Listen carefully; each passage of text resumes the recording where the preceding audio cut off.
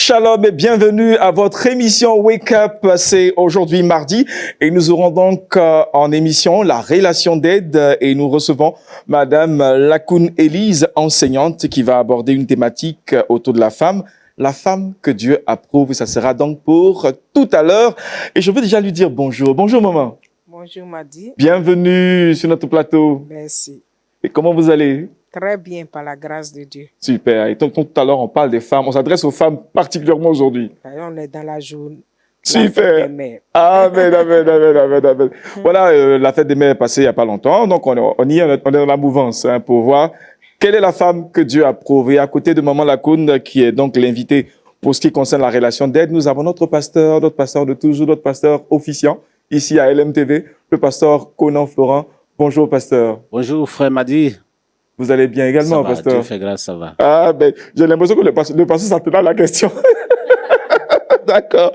Et puis nous parlerons aujourd'hui de l'humiliation à la glorification, selon Matthieu 5, versets 11 à 12. De l'humiliation à la glorification.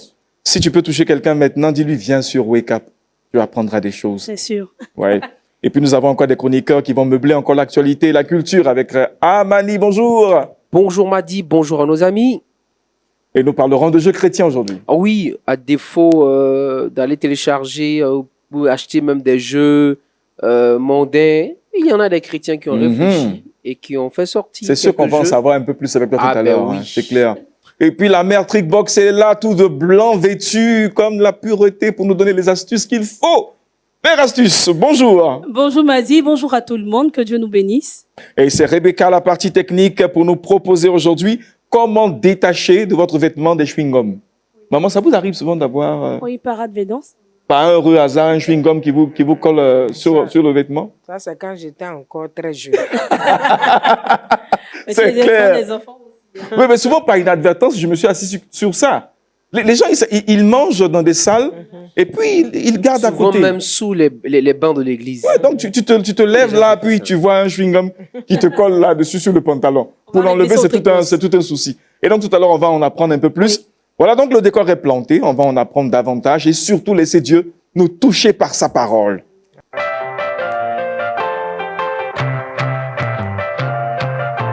De l'humiliation à la glorification avec le pasteur Conan. Oui. Merci, frère Madi. Bonjour, chers téléspectateurs. Merci d'être là ce matin pour écouter Dieu vous parler. Je crois que c'est la bonne attitude à avoir très tôt le matin. Amen. Pour reprendre ses forces morales, forces spirituelles, forces physiques avec le Seigneur pour bien démarrer la journée. Amen. Vous faites bien d'être là. Alors ce matin, le sujet qui m'amène vers vous parle de l'humiliation à la glorification. Je fais allusion à ces personnes ambitieuses qui veulent toujours être au sommet, qui veulent toujours être à la tête selon Deutéronome, mais qui parfois ignorent ou fuient les situations parfois complexes, difficiles à affronter avant d'y arriver. Or, la vie a toujours été un piège pour nous, pour arriver à nos fins, pour atteindre nos buts. Et donc, il faut toujours se préparer à cela. Le Seigneur Jésus lui-même, étant avec ses apôtres, à un moment donné, a dit de grandes choses, de bonnes choses pour encourager ses disciples-là, qui souffraient, ou autres disciples qui souffraient ailleurs, hors de son cercle. Et c'est l'un de ces passages-là que je vous amène à méditer ce matin.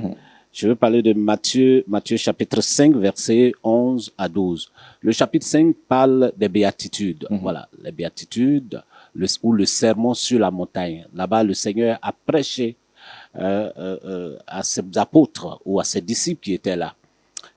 Le verset 11 dit ceci: « Heureux serez-vous lorsqu'on vous outragera, qu'on vous persécutera et qu'on dira faussement de vous toutes sortes de mal à cause de moi. » Et puis le verset 12 ajoute: « Réjouissez-vous et soyez dans l'allégresse, parce que votre récompense sera grande dans les cieux, car c'est ainsi qu'on a persécuté les prophètes qui ont été avant vous. Parole Amen. du Seigneur. Amen. Juste pour dire que quand nous passons par des moments difficiles, on doit toujours se souvenir de ces paroles du Seigneur.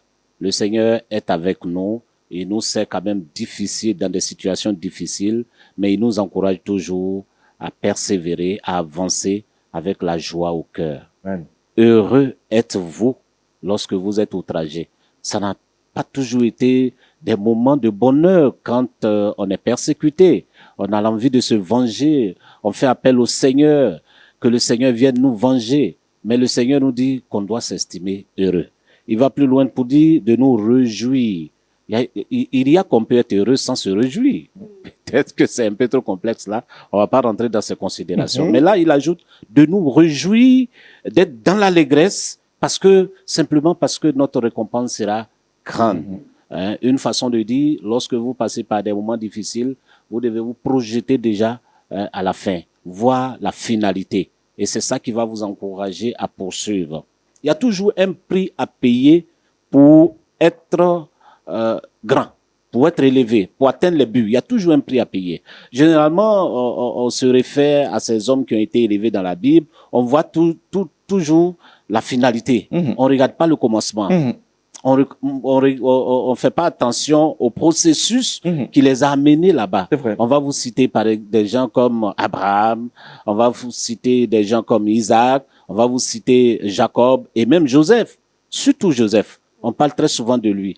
Joseph, un esclave de la prison au sommet, de la prison au trône. On aime souvent dire ça. Il a fait la prison, Joseph. Il est sorti de là et il a été premier ministre dans un pays étranger. Et ça motive certaines personnes à vouloir être candidat à la présidence pendant les élections dans les belles nations, parce que Joseph, il est de la prison, il a été ceci. Mais ce qu'ils ignorent, c'est que Joseph est passé par un processus d'humiliation avant d'être ainsi glorifié. Et c'est ce qu'on oublie. Joseph a été déshabillé 3 fois. 3 fois pour arriver au sommet.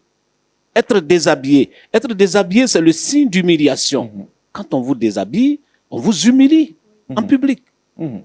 C'est pas un bon signe. Mais Joseph a connu cette humiliation par 3 fois. La première fois où il fut déshabillé, c'était par ses propres frères. Quand il leur racontait les rêves. Ils ont dit, mais il faut qu'on finisse avec ce petit frère. Qu'est-ce qu'il a toujours à nous rabâcher les oreilles avec son rêve? Et ils l'ont déshabillé afin de lui ôter ou de le défaire de ses rêves. Quand vous lisez Genèse 37, verset 23, vous allez voir ce passage-là. Ses frères l'ont déshabillé et ils l'ont vendu. Et puis, ils ont tué un animal, ils ont imbibé son habit là de sang et pour aller... Mais en fait, c'est une humiliation. Votre propre frère, que vous le déshabillez, vous le vendez nu. Donc, Joseph a subi cette humiliation-là. Est-ce que quelqu'un est prêt à subir cette humiliation, être humilié par ton propre grand frère, ta propre famille? Est-ce que vous allez digérer ça? Est-ce que vous allez accepter ça? C'est ça, il faut voir d'abord. Et pourtant, c'est utile. La deuxième fois, il fut déshabillé. Il a été obligé de laisser ses vêtements entre les mains de la femme de Potiphar.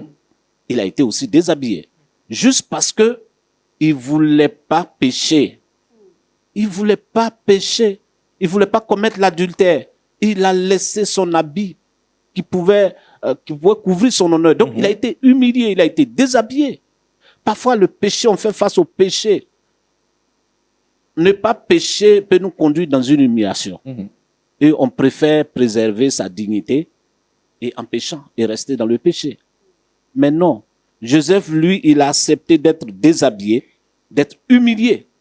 Et puis il a poursuivi son chemin la deuxième fois. Et la troisième fois où il a été déshabillé, bon, pour la deuxième fois, c'est Genèse 39, verset 12, ça parle de ça. Et puis la troisième fois, c'est en Genèse 41, verset 42. C'était quand il devait paraître devant Pharaon pour recevoir sa récompense. Il a été déshabillé. Pharaon l'a déshabillé avant de l'habiller d'un habit royal. Alléluia. Amen. Est-ce que tu es prêt à passer par ce processus de déshabillage, ce processus d'humiliation pour atteindre la gloire que tu recherches? On tape partout, on fait des jeûnes, on prie, on va jusqu'à défier Dieu. Est-ce que Dieu n'est pas capable de faire ceci? Dieu peut faire cela. On dort dans des rêves. Mais le processus est là, c'est clair. Pose-toi la question de savoir, est-ce que tu es prêt à passer par le processus du déshabillage, à subir les humiliations au nom du Seigneur, à te réjouir quand tu seras outragé, à te réjouir quand on te persécutera, comme le Seigneur lui-même a dit. Les apôtres autour de Jésus, lorsque la mère de Jacques et Jean était venue les présenter pour qu'ils occupent la première place, le Seigneur leur a dit, mais est-ce que vous pouvez boire la coupe que je bois? Mais c'est cela la condition. C'est-à-dire, d'un moment à l'autre, je vais passer par ce processus, cette étape d'humiliation, avant d'arriver au poste que vous convoitez là. Ça m'attend, mais je vais passer par un moment d'humiliation. Est-ce que vous êtes prêt à passer par là? Bon, Pierre même a osé dire, oui, je peux. Il a souri et dit, mais tu ne pourras pas. En fait, il n'a pas répondu ainsi, mais il a souri. Il sait que c'est de la plaisanterie, parce que plus tard, on a vu qu'il ne pouvait pas boire cette coupe-là. Mais c'est cela, l'humiliation. Dieu permet à ses enfants de connaître l'humiliation avant de les glorifier parfois. Amen. Et C'est donc, vrai. si vous êtes en train de passer par des moments difficiles, persévérez. Référez-vous au Seigneur. Pensez à Joseph. Joseph n'est pas arrivé du jour au lendemain, ou par un jeûne, ou par un jeûne de 40 jours, par des prières incessantes au trône. Non, non, non. Il était certes pieux, mais il était aussi endurant dans les difficultés. Et ainsi, le Seigneur l'a relevé. Je prie que ce soit le cas d'une personne qui m'écoute ce matin, Amen. Amen. et qu'il sorte de ce moment d'humiliation-là pour atteindre le sommet avec la grâce du Seigneur. Qu'il en soit ainsi pour vous au nom de Jésus. Ah, Amen. pasteur, c'est un Amen. message fort, c'est un message fort que nous recevons. Il est fort à plus d'un titre parce qu'à chaque fois qu'il y a eu une humiliation dans la vie de Joseph, il est passé à une étape supérieure. Voilà, de chez ses parents, il s'est retrouvé chez Potiphar, de chez Potiphar en prison, mais de la prison à la gloire.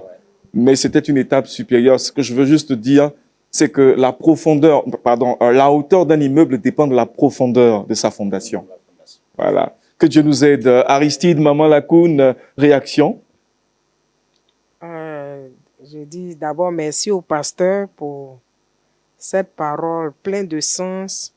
Et moi, je peux retenir que la persévérance dans la sanctification nous amène à l'élévation. Amen. Ce que maman a retenu est fort. Alors, donc, chacun va retenir un petit bout. Aristide, et puis on va terminer par Rebecca. Un petit bout que tu as retenu. Oui, ce que j'ai retenu, c'est que c'est possible d'être jeune, se sanctifier et accéder au trône par la grâce de Dieu. Amen.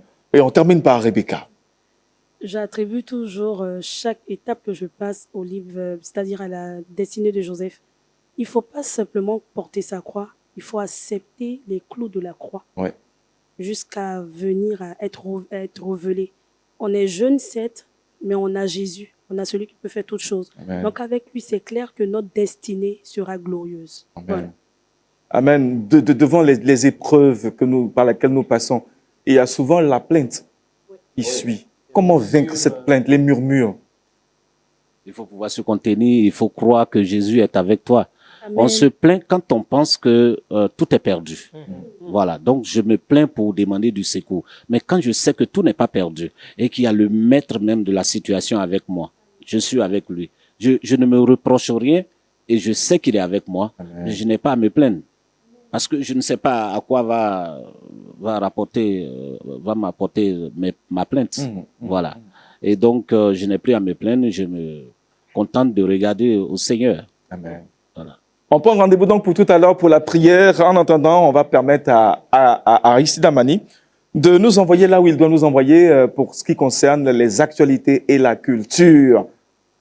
Aristide Amani, nous sommes à toi dans quelques instants après le jingle.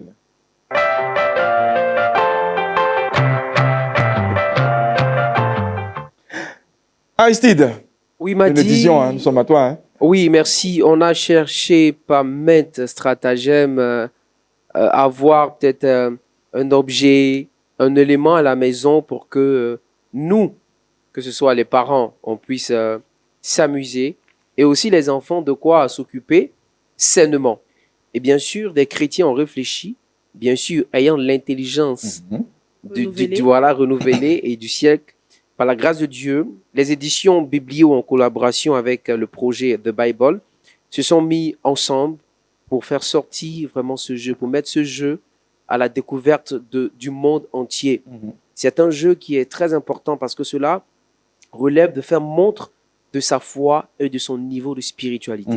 C'est un jeu de cartes qui consiste à mettre... Bon, dans ce jeu, il n'y a pas de perdant, il n'y a pas de gagnant. L'objectif est de, lorsque le jeu est lancé, chacun fait montre de l'expérience de ce qu'il comprend Quelqu'un de de s'instruire. tel personnage, apportant une instruction, bien sûr, saine. C'est vrai qu'aujourd'hui, nous voyons, il y a plusieurs jeux où les enfants sont accrochés, mais qui, quelque part, sont nuisifs pour eux, leur vie. Il n'y a pas de... Bien sûr. Il n'y a pas de progression, il n'y a pas d'impact positif dans leur maturité spirituelle, mais ces chrétiens ont quand même réfléchi à un jeu de cartes qui consiste à jouer et faire montre aussi des personnages bibliques, des héros par exemple de la foi, d'une situation où il faudra apporter ton expertise sur la base de la parole de Dieu, avec une carte au piocher et tout ça. Ça a été vraiment applaudi, voilà, bien pensé, applaudi par certaines personnes qui aujourd'hui ont fait de ce jeu un créneau dans leur maison. Aujourd'hui, les enfants, vous allez voir en image des enfants autour de ce jeu qui est dénommé Play Spy. Voilà, c'est le nom du jeu, un jeu de cartes, voilà, où des jeunes ou des parents, en tout cas de tout âge, peuvent jouer de ce jeu pour encore grandir spirituellement. Moi, je me souviens que à une époque précise, nous étions pratiquement à la fin de l'année, autour du réveillon de la Saint-Sylvestre. Donc, nous étions retrouvés en famille et quelqu'un a sorti un jeu de cartes. Je me suis dit, attends, mais qu'est-ce qu'il fait? Il dit, non, c'était un jeu de cartes chrétien. J'ai dit, ah bon? Et puis, je crois que sur chaque, il y avait des couleurs et puis des personnages précis. Mais par le revers, sur le revers des cartes, il y avait des questions. Voilà. Et donc, nous nous posions des questions pour développer notre connaissance biblique et j'ai trouvé ça vraiment passionnant et intéressant. Et puis, j'ai aimé. Voilà. J'ai aimé, je l'ai même offert à mes enfants quand ils étaient un peu plus grands. Voilà. Ouais. Ça encore, c'est pour dire que c'est d'actualité. Tout est une bonne occasion pour nous de grandir encore, d'apprendre sur la Bible et d'apprendre aussi à partager notre foi à l'autre. Voilà. Ouais. D'accord, c'est compris. Je crois que le pasteur, je crois qu'il y a un jeu de cartes, hein. Il y a un jeu pour nos chrétiens, pour nos enfants. Il faut savoir instruire en amusant. Voilà. On les amuse, mais en réalité, l'objectif, c'est de les instruire. Mais en même temps, le pasteur est très sélectif. Oui, bien sur sûr. la nature du jeu. Il ne faut pas les amuser à n'importe quel jeu. Donc, voilà, c'est ça. Et ça se vend dans tous les différents points de librairie. On peut voir déjà dans les librairies aussi sur les différentes plateformes. On peut faire des achats en ligne sur les différentes plateformes, sur Play Store et d'autres. Donc, on va reprendre le nom, c'est Play Spy. J'appelle P-L-A-Y-P-I. Très bien. On peut s'amuser intelligemment, on peut s'amuser spirituellement, sanement. Merci beaucoup pour cette rubrique et puis nous allons bifurquer immédiatement, sans transition aucune, à la relation d'aide.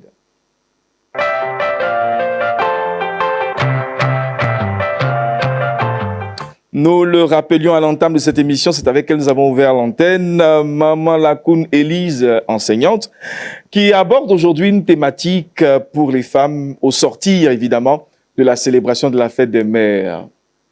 Le thème, donc, c'est la femme qui est approuvée de Dieu, ou bien la femme que Dieu approuve. Voilà. Maman, nous sommes avec vous. Je dis bonjour aux amis de Wake Up. Bonjour, maman. Ce matin, nous allons parler de la femme que Dieu approuve.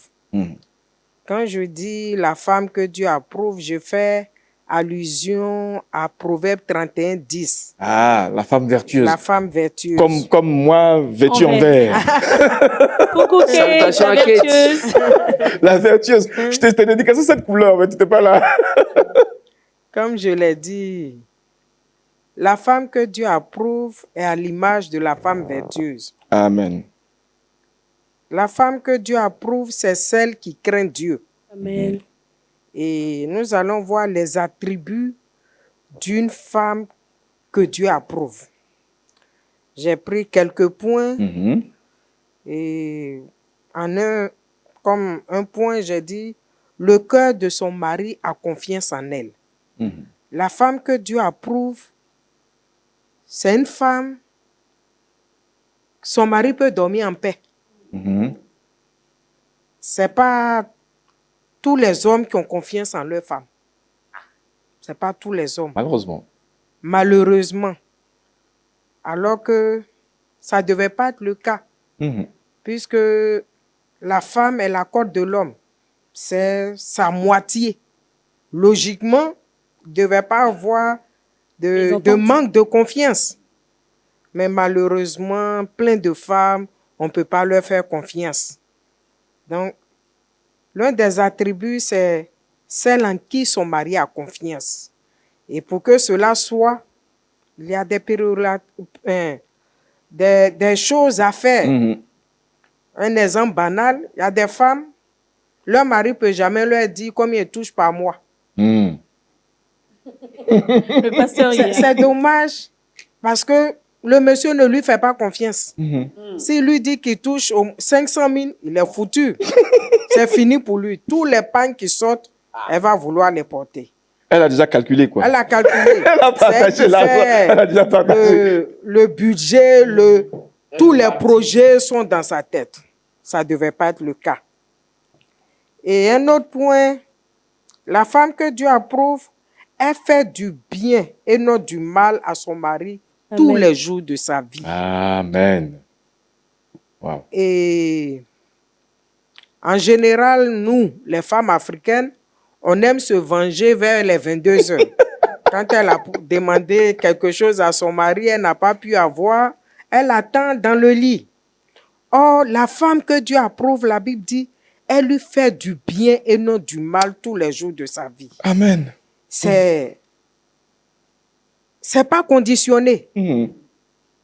Je me rappelle quand mon mari vivait encore, des fois quand il fait, il n'y a pas de mariage parfait, hein. Mhm.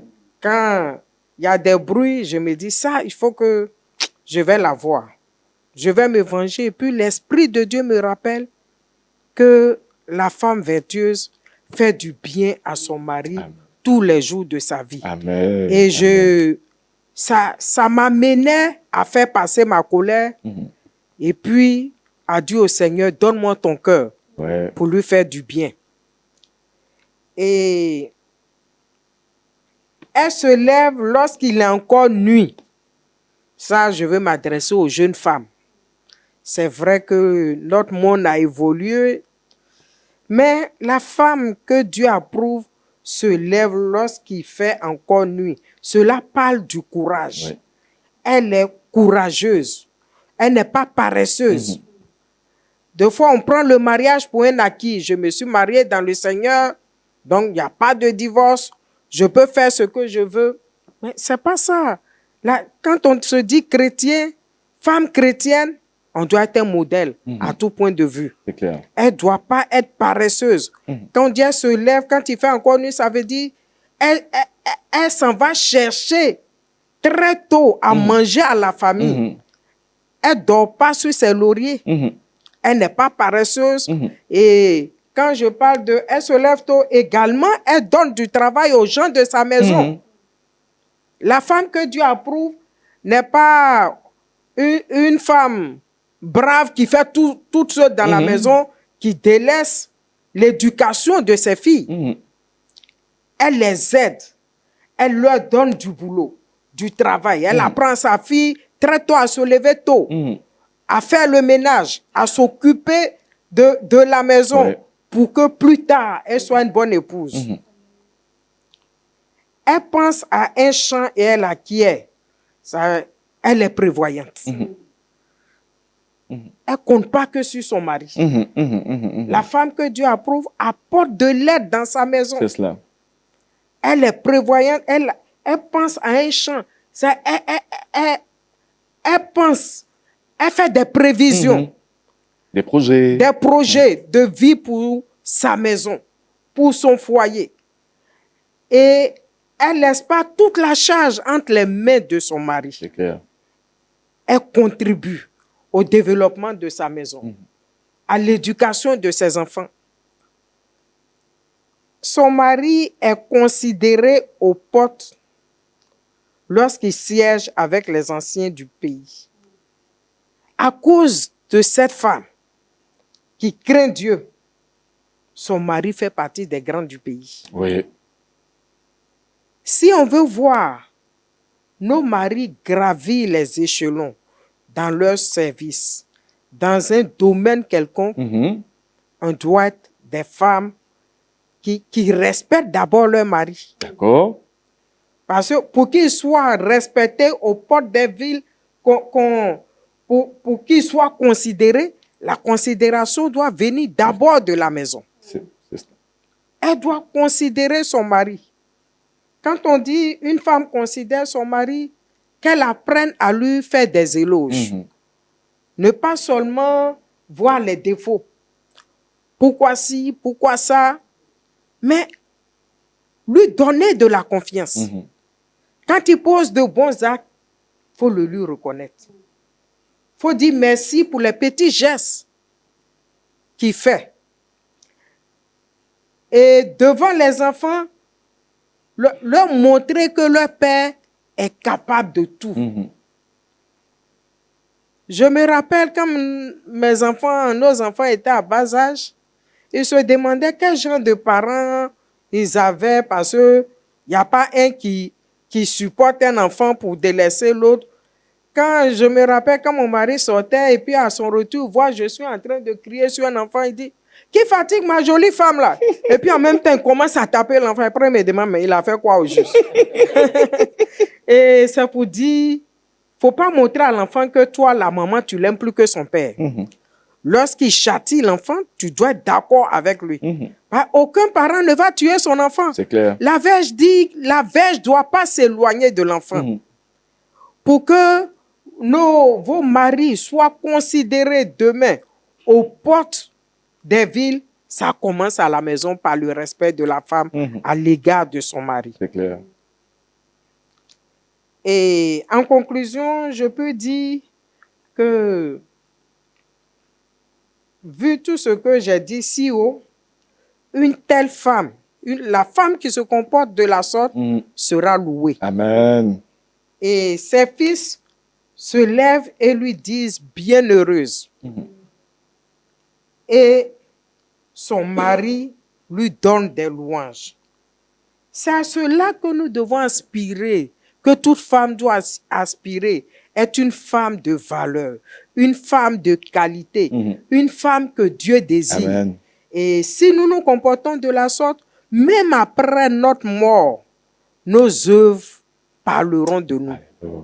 Il est important pour toute femme chrétienne de ne pas se contenter à dire « Je suis une femme mariée, c'est bon d'être mariée, mais il faut porter les fruits du mariage en étant la femme que Dieu approuve. » Et si on respecte tous ces critères, je peux dire en guillemets, notre salut est assuré. Amen. C'est clair. Amen, amen, amen. Oh, Maman Lakoun, Élise, elle est enseignante et elle vient tout de suite d'aborder la thématique « La femme que Dieu approuve ». Une petite question me revient à cœur. J'aurais souhaité poser la question au pasteur. Mais bon, maman, tu pourras toujours réagir là-dessus. Les conséquences spirituelles d'une femme vertueuse. Il y a plusieurs bénédictions quand une femme est vertueuse. Je voudrais que vous puissiez juste, pasteur. Très bien. Le micro. Elle fait de son foyer un paradis. Elle, j'allais dire, construit des vies pour le futur à travers ses enfants. Il y a la paix dans le foyer. Voilà. Moi, je voyais un peu plus, pasteur. Ça, c'est peut-être mon opinion. Je voyais plus dans la vertu. Elle développe beaucoup de prières. C'est vrai qu'il porte son mari dans tout ce qu'il fait comme entreprise. Bien sûr. On en a besoin. La femme, elle est sortie de l'homme. Donc, l'Éternel lui a donné quelque chose de précieux pour nous. C'est ça. Lorsqu'elles élèvent la voix pour nous, c'est sûr qu'on part dans le succès. C'est ça. Donc, être vertueux, c'est développer toutes ces qualités, maman. Mais bien sûr. Voilà. J'avais dit une fois ici que la femme prie avec le cœur. Oui. Donc, elle est plus vite exaucée même que quand Amen. l'homme prie. Parce que c'est ça. Amen. Tu as touché à la Amen. chose. Amen. Parce que tu as touché au truc maintenant. Amen, Elle prie pasteur. avec le Amen. cœur. Je- Elle l'aime avec le Je cœur. crois pourquoi le Seigneur a dit celui qui a trouvé une femme A trouvé a trouvé le bonheur. Mais c'est pas n'importe quelle Pas un bonheur, il dit le bonheur. Et puis c'est pas de n'importe quelle femme, il s'agit la Voilà. vertueuse. Là, moi, j'avais une question avant Mhm. que, voilà. Ce que je voudrais dire à maman, demander à maman, parce que quand on parle de femmes vertueuses, enfin, de relations d'aide, Mhm, mhm. on parle aussi de psychologie. Mhm. Et donc, tout à l'heure, elle a dit que la femme vertueuse ne fait pas de mal à son mari. Mhm. Mais, et puis, elle a évoqué le fait qu'elle ne va pas l'attendre à 22 heures. Mhm. Alors, je me pose la question, pourquoi les femmes font ça? Je pose la question, pourquoi les femmes attendent 22 heures? La question n'est pas ça. J'ai l'impression que cette vengeance de 22 heures là, c'est un peu comme si c'est à l'homme qu'on prive quelque chose. C'est cela. Oh, C'est cela. il semblerait que le Seigneur a institué 22 heures là pour le plaisir des deux. Alors, pourquoi les femmes aiment tant ce 22 heures, la Question. vengeance de 22 heures? Elle se dit, si à 22 heures, elle se venge, demain, ce qu'elle a demandé lui sera accordé. D'accord. D'accord. Et il n'y a pas autre moyen qu'utiliser 22 heures. Ben, c'est pour ça, il faut une femme vertueuse pour ne pas qu'elle se venge à 22 heures. C'est cela. C'est cela. c'est Une cela. femme qui craint Dieu pour ne pas qu'elle se venge à 22 heures. Sinon, elle fera fi de la parole de Dieu. Quand bien même la Bible dit que le corps de la femme ne lui appartient pas. Mais ce verset-là, beaucoup de chrétiens Ah oui. sautent ça quand C'est elles vrai. lisent la Bible. C'est vrai. Voilà. Donc, il faut une femme Mhm. qui craint Dieu Mhm, hein, pour se dire, mon corps ne m'appartient pas. Amen. Les discordes qu'on a eues dans la journée. Mhm. Et il y a un verset que j'aime beaucoup, la Bible dit que le soleil ne se couche pas sur ta colère. Mhm, mhm, mhm, mhm. Voilà, mais souvent, on fait fi de tous ces versets-là, et c'est là que certains hommes qui connaissent la Bible aussi, la nuit là, il va faire théologie pour te convaincre que mais la Bible aussi a dit ceci, la Bible a dit cela. C'est clair. Et puis là, c'est Dieu qui règne. Et comme tu l'as dit, il faut que le couple prie. Mhm. Quand on prie ensemble, on évitera C'est beaucoup de clair. choses dans le Amen. foyer. Clair. Mais quand on ne prie pas ensemble, chacun fait ce qu'il veut. Mhm. Mais quand Jésus est au centre, il n'y a rien qui ne puisse pas être Amen. résolu. Amen. Amen. Waouh, maman, c'est clair. Pasteur, c'est bon. Et je crois que la femme vertueuse, ça se construit. La femme vertueuse prend soin de son homme. La femme vertueuse prend soin aussi de ses vêtements, un peu de tout. C'est pourquoi on va laisser la femme vertueuse nous dire comment enlever le chewing-gum sur les vêtements. En tout cas, c'est important.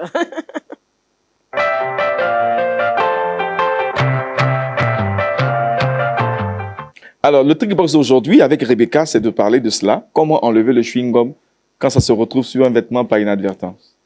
On l'a tous fait. En off, il y a maman qui disait là que je faisais quand j'étais encore en bas âge. Mhm. Mais oui, nous qui avons les enfants, nos petits frères et tout, quand on fait la lessive, même si on ne s'assoit pas dans les coins, Mhm. tu peux retrouver ça. Il est quitté à l'école, le kaki est taché, sa petite robe. Alors, ne vous inquiétez pas. Ne vous inquiétez de rien. En toute chose, faites connaître vos besoins. Par des prières, des supplications. Et donc là, pour décoller un chewing-gum sur un vêtement, vous pouvez le faire avec un glaçon. C'est-à-dire que le chewing-gum est sur le vêtement, vous appliquez le glaçon sur la tache jusqu'à ce qu'il devienne Du 6. voilà, du 6 et qu'il devienne comme une pâte. Et vous prenez un gant, vous appliquez, que vous décollez délicatement pour ne pas abîmer le vêtement. On peut sortir la glace du réfrigérateur. Exactement, du Voilà. réfrigérateur. C'est normal, c'est du réfrigérateur qu'on C'est pourra le clair. sortir. Et donc, vous pouvez le faire aussi avec un fer à repasser. Pour cette technique-là, il faut juste appliquer un petit carton sur la tâche. Vous appliquez le fer à repasser bien chaud. Quand vous finissez, vous retirez délicatement. Vous verrez que le chewing-gum sera sur le carton. Super. Voilà. Le chewing-gum ne fond pas sous Non, pas du tout. ouais. Voilà. Et donc, vous pourrez aussi le retirer avec le savon liquide. Le savon liquide que vous avez pour la vaisselle. Là, il faut juste couvrir la zone concernée en frottant avec un chiffon humide que vous avez humidifié notamment avec le savon liquide. Vous frottez sur la partie tachée. Quand vous finissez, vous laissez reposer. vous verrez qu'il va, il va s'enlever tout doucement, simplement. Et enfin, vous pourrez le faire avec du dissolvant. On l'utilise pas seulement pour enlever les vernis sur les ongles. Vous avez une femme à la maison, vous avez une jeune dame à la maison, et certainement, elle pourra avoir un dissolvant dans son placard. Vous pourrez l'utiliser avec un coton que vous humidifiez, c'est-à-dire que vous mouillez. Vous appliquez sur la zone tachée jusqu'à ce que Ça ne fait pas d'éteindre le vêtement, j'espère? Non, pas du tout. Pas du tout. Délicatement, vous appliquez sur la zone tachée par le chewing-gum. Vous verrez aussi qu'il fera le même effet comme pour le glaçon, pour, comme j'ai dit, notamment pour le savon liquide. Voilà. Si on l'avait su cela à l'époque, on n'aurait pas eu des vêtements qu'on a jetés. Mais c'est toujours bien de le savoir pour nos enfants, hein, parce que les enfants, c'est clair, c'est surtout pour eux qu'on parle. Tout le temps, hein, pour faire la lessive. Qui t'a mis le chewing-gum là? Maman, je ne sais pas. Il y a les astuces, vous pourrez les utiliser. Voilà. C'est clair. Et puis, si par inadvertance, Aristide s'asseyait sur du chewing-gum, il saura désormais quoi faire. Oui, il peut utiliser le dissolvant, savon liquide. Tu vois que tu nous proposes, le saviez-vous, mais tu sais maintenant qu'il faut l'astuce qu'il faut sans faire. Sans abîmer son vêtement. Voilà. Ouais, je sais, c'est quand même bon. En fait, ça me rappelle. Pour moi, c'est pas des vêtements, mais malheureusement, pour moi, c'est dans mes cheveux. Le chewing-gum est rentré dans tes cheveux. En fait, j'aimais manger du chewing-gum. C'était. Tu dormais avec maman, hein? Non, je dormais des fois avec le chewing-gum là. Le frère en Christ. Ouais. À mon réveil. Alléluia. J'avais pas été obligé de me faire coiffer. Il y a une manifestation divine dans les cheveux. Faire la boule à zéro. Ouais. Bon, là, j'ai une assise, mais heureusement, je dors plus avec des chewing-gum là. Ah, c'est bien. Bien, alors Aristide, tu vas garder le micro parce qu'on va terminer avec toi pour la suite de notre matinale présent pratiquement terminée. Il est question de savoir aujourd'hui un mot que j'aime bien dans nos églises, Hosanna. Hosanna. D'accord. On parlera donc de Hosanna dans Le Saviez-vous.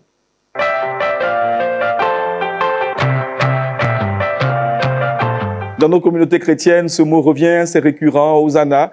C'est devenu une pratique spirituelle religieuse. Bon, alors donc, on veut en connaître les tenants et les aboutissants. Oui, Hosanna, d'abord, il faut rappeler que c'est un terme hébreu, aussi grec, mais qui a une signification, bien sûr, en français, qui veut dire soit.